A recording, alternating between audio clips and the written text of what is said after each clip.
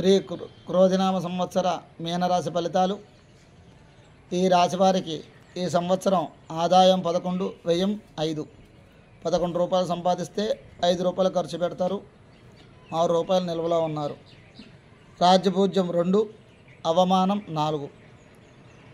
గురుడు ఈ రాశి వారికి మే 1వ తారీఖు వరకు ధనస్థానంలో తామ్రమూర్తిగా సంచరించి తదుపరి సంవత్సరాంతం కూడా తృతీయ స్థానంలో సువర్ణమూర్తిగా సంచారం. శని ఈ సంవత్సరమంతా వ్యయ స్థానంలో రజితమూర్తిగా సంచారం. రాహువు ఈ సంవత్సరమంతా జన్మరాశిలో తామ్రమూర్తిగా సంచారం. కేతువు ఈ సంవత్సరమంతా కలత్ర స్థానంలో తామ్రమూర్తిగా సంచారం. ఈ రాశి వారికి ఏళ్ళనాడు శని జరుగుతున్నది. మే 1వ తారీఖు నుంచి గురుడు తృతీయ రాశిలో సంచారం వలన అంత అనుకూలంగా లేదు.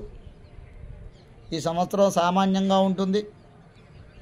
జీవితంలో కొన్ని సవాళ్ళను ఎదుర్కోవాల్సి వస్తుంది.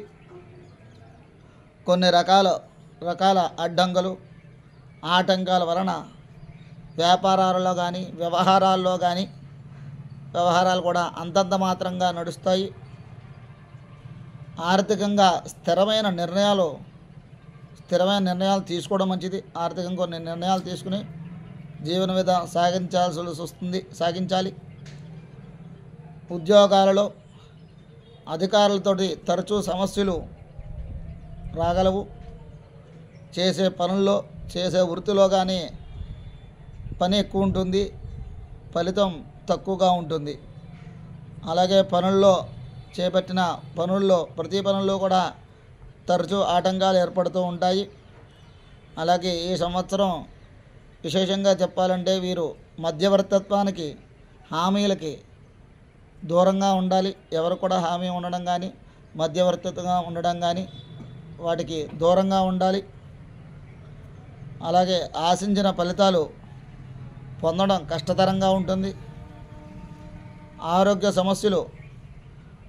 సమస్యల నుండి బయటపడేందుకు తగిన మార్గాలు అన్వేషణ చేయడం మంచిది.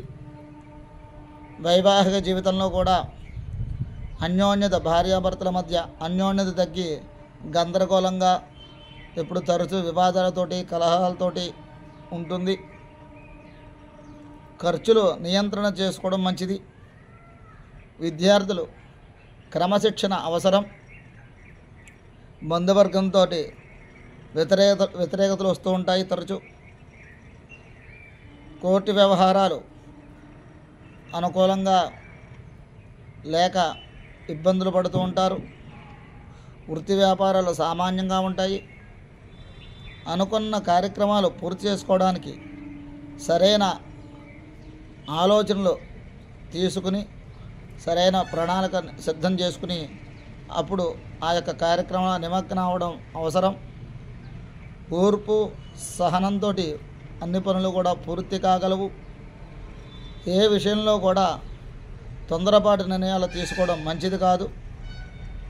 శని సంచారం వలన తరచూ కుటుంబంలో గొడవలు చికాకులుగా ఉంటుంది. అలాగే కుటుంబ సభ్యులతో కానీ ఇతరులతో కానీ వివాదాలకు దూరంగా ఉండాలి.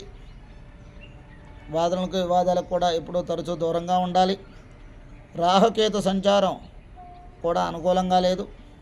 ఈ సంచారం వలన ఇతరులతోటి అకారణంగా కలహాలు రాగలవు. శారీరక పటుత్వం తగ్గుతుంది. అన్ని విషయాల్లో కూడా జాగ్రత్తలు తీసుకుంటూ ప్రయత్నించడం మంచిది. కొన్ని విషయాలలో మోసపోవడం, నష్టపోవడం జరగవచ్చు. అనేక మార్గాల ద్వారా ధనాదాయం లభిస్తుంది. ఖర్చులు నీలవలే ఖర్చు అవుతుంది. ధనం నిలబడడం కష్టతరంగా ఉంటుంది. భార్యాభర్తల మధ్య మనస్పర్ధలు రాగలవు.